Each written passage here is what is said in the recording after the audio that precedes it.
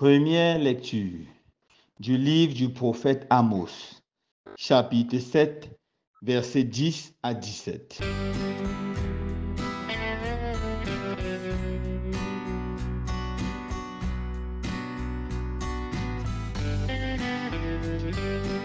En ces jours-là, Amazias, le prêtre de Béthel, envoya dire à Jéroboam, roi d'Israël: Amos prêche la révolte contre toi, en plein royaume d'Israël.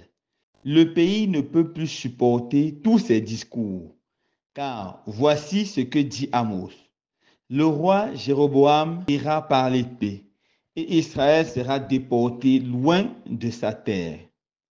Puis Amazias dit à Amos: Toi le voyant, va-t'en d'ici, fuis au pays de Juda. C'est là-bas que tu pourras gagner ta vie en faisant ton métier de prophète.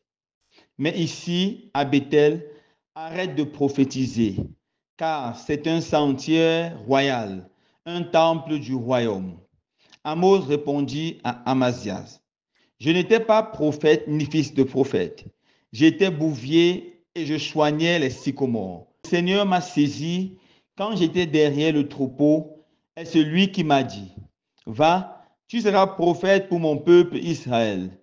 Écoute maintenant la parole du Seigneur, toi qui me dis: Ne prophétise pas contre Israël, ne parle pas contre la maison d'Isaac.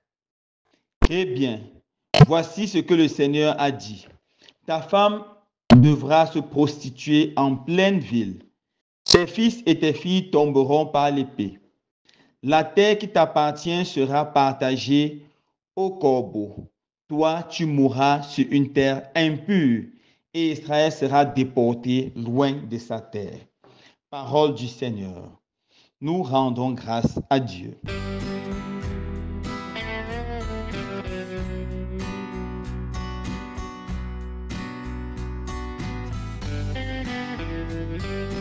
Frères et sœurs bien-aimés, nous continuons avec la lecture du prophète Amos.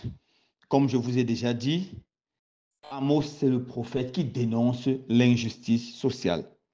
Dans le passage qui est soumis à notre méditation de ce jour, Amos est accusé par Amazias, le prêtre de Béthel, car il prêchait.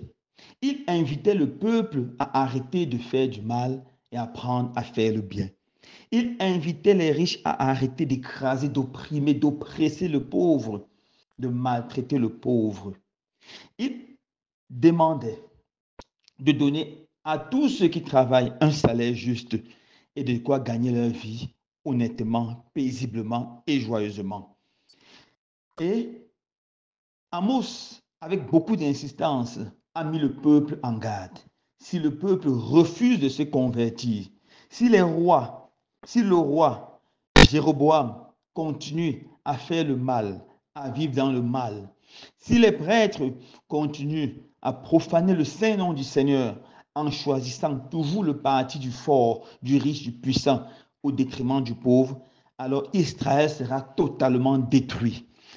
Le temple de Jérusalem qui faisait leur gloire sera détruit et le peuple sera déporté loin et devra vivre en esclavage, car le salaire du péché, c'est la mort. Le salaire de la méchanceté, c'est la destruction totale. Voilà ce que Amos a enseigné. Alors, le prêtre Amazias va voir le roi Jéroboam. Au lieu de reporter exactement les paroles d'Amos, il accuse Amos et il dit au roi: s'il annonce la destruction d'Israël, il ne dit pas pourquoi, il ne donne pas la condition pour que ça soit évité, se convertir, arrêter de faire le mal, apprendre à faire le bien. Et il fait une conspiration pour que Amos soit détruit. Bien sûr, il reçoit du roi la mission d'aller faire Amos quitter le royaume. Il vient maintenant voir Amos et dit à Amos: ici c'est un sanctuaire du roi, va prophétiser loin, va prophétiser loin. Tu pourras gagner ta vie comme prophète ailleurs. Et voilà qu'Amos lui dit cette grande vérité: je ne suis pas prophète parce que je manque quoi manger. Je ne suis pas prophète parce que je manque quoi faire. J'étais un bouvier. Je gagnais honnêtement ma vie et paisiblement ma vie. C'est le Seigneur qui m'a appelé et m'a commandé d'aller prophétiser. Mais le Seigneur ne veut pas la destruction d'Israël. Il veut qu'Israël écoute sa voix et se repentit et revient vers lui tout son cœur pour éviter le grand châtiment. Voilà pourquoi j'ai prophétisé. Et maintenant, il annonce une prophétie contre ce prêtre corrompu. Amazias, il lui dit, comme tu te ligues contre la volonté du Seigneur, ainsi parle le Seigneur, ta femme sera prostituée devant toi et en plein jour, tous tes enfants périront par l'épée et le peuple sera effectivement déporté. Voilà la dernière parole d'Amos. Et tout ce qu'Amos a annoncé s'est réalisé dans quelque temps. Jéroboam a refusé de se convertir. Il est resté dans sa pratique mauvaise avec tout Israël. Les riches ont refusé de faire ce qui est bon. Et finalement, ça a été détruit, le temple détruit, tous ces riches massacrés et leurs biens confisqués. Voilà le sort. Et ce prêtre qui se prostituait à l'autel de la richesse, à l'autel des privilèges que le roi lui accordait, a vu tout ce qui a été annoncé par Amos se réaliser. Voilà sa fin tragique. Alors, mes frères et sœurs bien-aimés, qu'est-ce que Amos nous dit à nous aujourd'hui par ce passage? Premièrement, le prophète Amos interpelle tous les hommes de Dieu, tous les hommes d'Église. Attention que personne ne se comporte comme Amazias. Lorsque certains hommes de Dieu dénoncent les injustices sociales, c'est terrible de voir d'autres qui attaquent plutôt ceux qui attaquent les injustices sociales. Lorsque certains hommes de Dieu dénoncent la corruption galopante dans notre pays, la malgouvernance, l'injustice, c'est dommage de voir certains qui applaudissent, peut-être à cause des privilèges qu'ils reçoivent de l'oppresseur. C'est dommage de les voir choisir le parti de l'oppresseur. Aujourd'hui, le prophète Amos met tous les hommes de Dieu en garde. Vous devez toujours choisir le parti du pauvre, du faible, de l'opprimé. Vous devez toujours, avec conviction, dénoncer la corruption, dénoncer le mal, sans aucune complaisance. Et vous-même, restez loin, absolument loin de cela.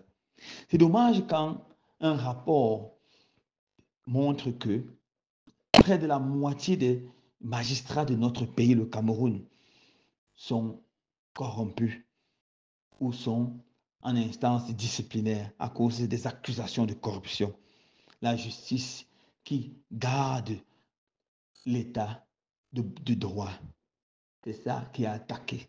C'est dommage de voir tant de souffrances à cause de la corruption, à cause des détournements massifs. C'est dommage, dommage, dommage. Alors, mes frères et sœurs bien-aimés, l'injustice doit être dénoncée. Tous les hommes doivent se convertir, car le salaire du péché, c'est la mort. Si dans notre pays, on continue à piller le pauvre, à exploiter, à rendre la vie chère, chère, chère, ce pays sera détruit. Ce pays sera détruit. Tous ceux-là qui sont sûrs qu'ils ont tous les privilèges du monde entier, sachez que ces privilèges vont s'écrouler parce que le règne du mal finit toujours par s'écrouler. Et seule la parole de Dieu suffit. Seule la parole de Dieu reste. Demandons au Seigneur de donner la grâce de pouvoir fuir l'injustice avec horreur et d'avoir le courage de la dénoncer avec force et conviction. Loué soit Jésus-Christ.